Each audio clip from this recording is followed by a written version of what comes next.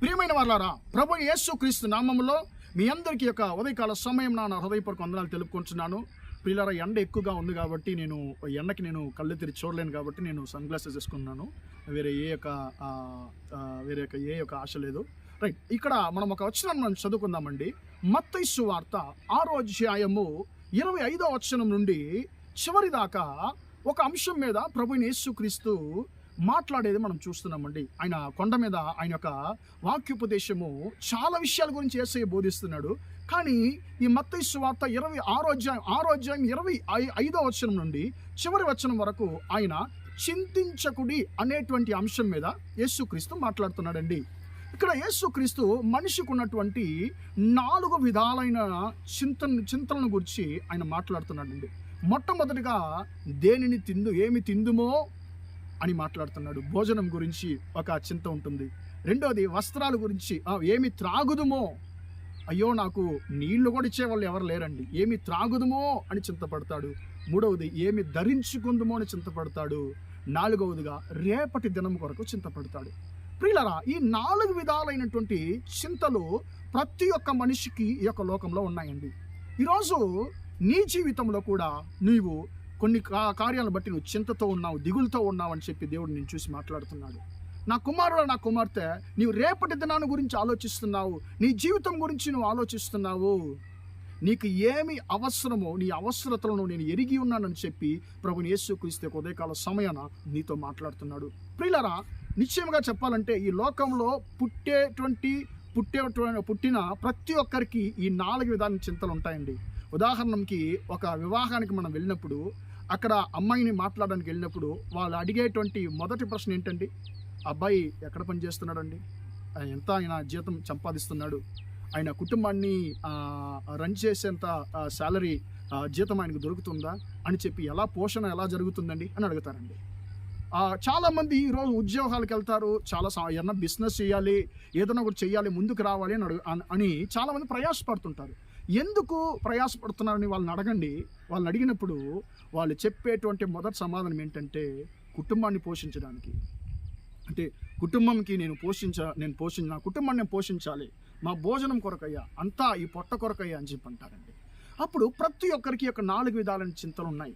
ఏమి తిందుమో, ఏమి త్రాగుదుమో, ఏమి ధరించుకుందుమో అని మనుషులు చింతిస్తారండి. తర్వాత రేపటి దిన నా జీవితం ఎలాగుంటుందో, నా సమస్యలు భయంకరంగా ఉన్నాయి, రేపు నా జీవితంలో ఏం జరుగుతుందో నాకు తెలియదని చెప్పి ప్రతి ఒక్క మనిషి చింతిస్తున్నాడు.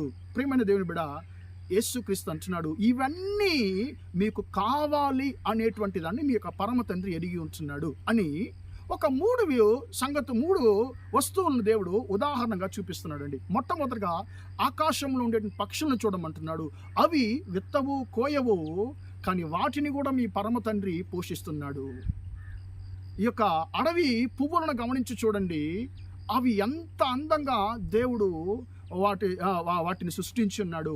వాటిని సృష్టించిన దేవుడు వాటికి కావలసినటువంటి అవసరతను తీర్చే దేవుడు నీ అవసరతను ఎరిగి ఉంటున్నాడు. గడ్డిని చూడండి, ఆ గడ్డి ఈరోజు ఉదయము బాగా ఉంటుంది, సాయంకాలంలో అది బాగా ఎండిపోతుంది.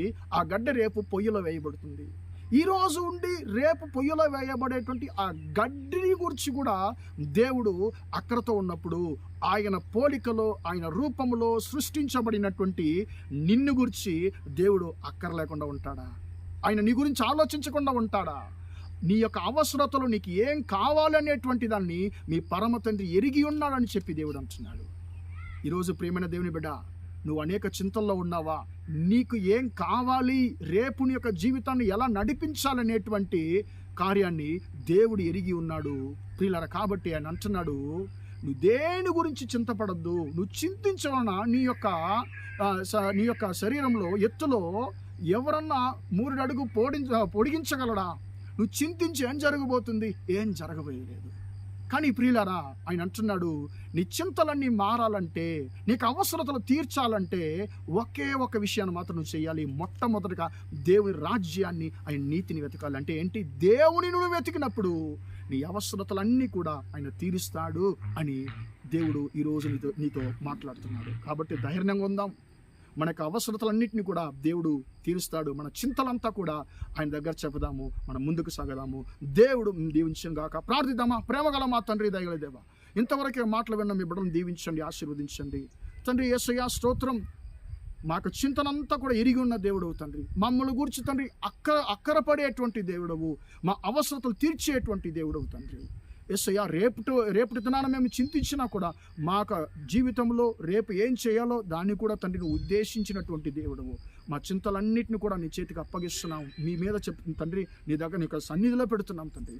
మా సహోదర సహోదరులు దేని గురించి చింతించుచున్నారో వారికి చింతలన్నీ యేసు నామమున మారిపోవును గాక. ప్రియమైన దేవుని బిడ్డ, నీ చింతలంతా కూడా నువ్వు దేవుని దగ్గర చెప్పుకో. యేసయ్య నీ చింతలు మార్చేటువంటి దేవుడిగా ఉన్నాడు. ప్రభువా తండ్రి, ఈ రోజంతా కూడా మా సహోదర సహోదరులు చేసేటువంటి అన్ని విషయాల్లో మీ హస్తం మీ బిడ్డలు తోడు నడిపించును గాకని యేసు నామమున ప్రార్థిస్తున్నాను తండ్రి. ఆమేన్, ఆమేన్. ప్రియులారా, దేవుని దీవించి ఆశీర్వదించును గాక. Praise the lord.